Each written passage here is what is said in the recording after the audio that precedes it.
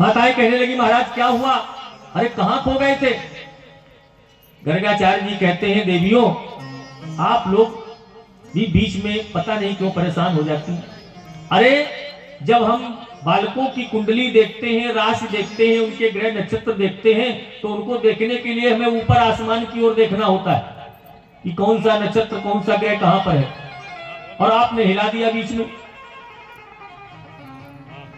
पहले तो गर्गाचार्य जी का मन हुआ कि बता दें, लेकिन कन्हैया ने इशारा कर दिया महाराज बता न देना, अगर कहीं तुमने कह दिया ये तो भगवान है, तो आजकल भगवान के साथ लोग ठीक नहीं करते।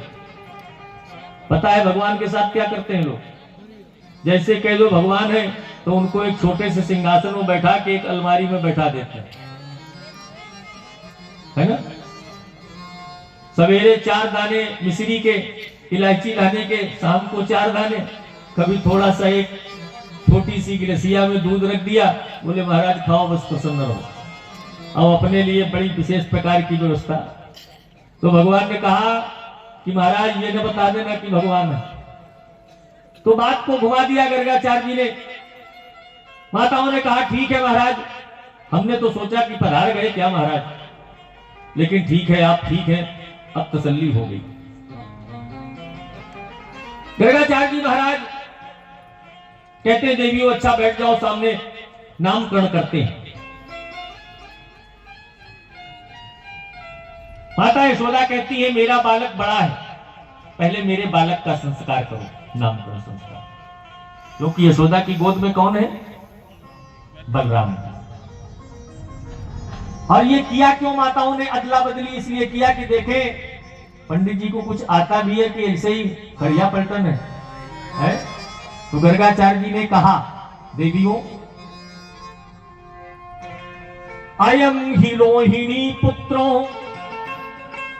रमयन सुहृदो गुणई आख्यास्यते राम इति बलाधिक्याद बलम विधु। हे मैया यशोदा तुम्हारी गोद में जो बालक लेटा है वो तुम्हारा नहीं, वो रोहिणी का पुत्र है।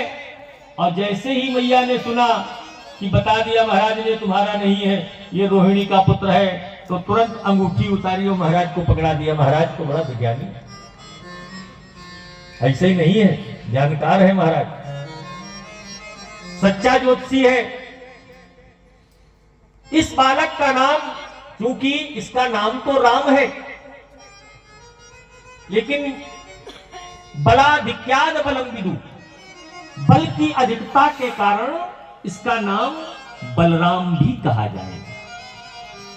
कुछ लोग बलभद्र भी कहेंगे, कुछ लोग इनको दाऊ दयाल भी कहेंगे, क्योंकि एक गर्भ से दूसरे गर्भ में संकर्षित करके लाए गए हैं, तो कुछ लोग इनको संकर्षण के नाम से भी जानेंगे।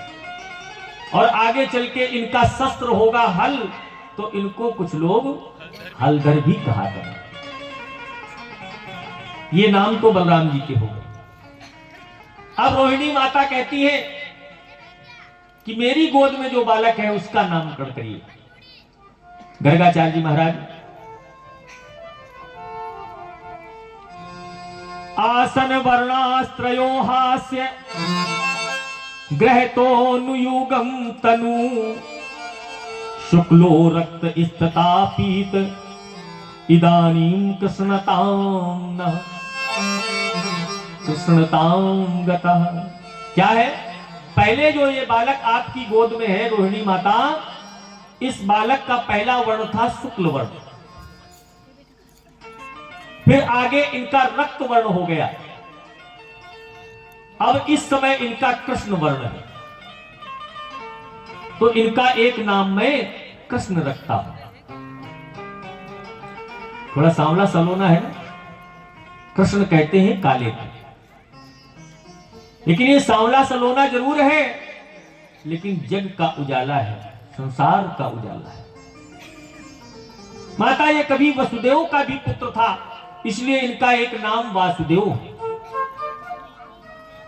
इनका एक नाम मधुसूदन भी होगा, मुरलीधर भी होगा, चूंकि मुरली बड़ी प्रिय होगी इनको बजाना, तो मुरलीधर भी होगा। इनका एक नाम गोविंद भी होगा, इनका एक नाम माधव भी होगा, इनका एक नाम तो लोग माखन चोर भी कहेंगे। यही बात वशिष्ठ जी ने दशरथ जी से कहा था जब राम का नामकरण किया कि इनके नाम अनेक अनूपा, इनके नाम अनेक अनूपा, इनके नाम अनेक अनूपा, इनके नाम अनेक अनूपा, मैं न पाऊं समति अनुरूपा, मैं न पाऊं समति अनुरूपा, मैं न पाऊं समति अनुरूपा। इनके नाम अनेक अनूपा, अनेक नाम है और इनके सब नामों का वर्णन तो मैं नहीं कर सकता। वैसे 1008 नाम, एक आती है पुस्तक विष्णु सहस्त्र नाम आती है ना, उसमें आपको 1008 नाम मिल जाएंगे विष्णु सहस्त्र नाम में, इसके भगवान के। और 1008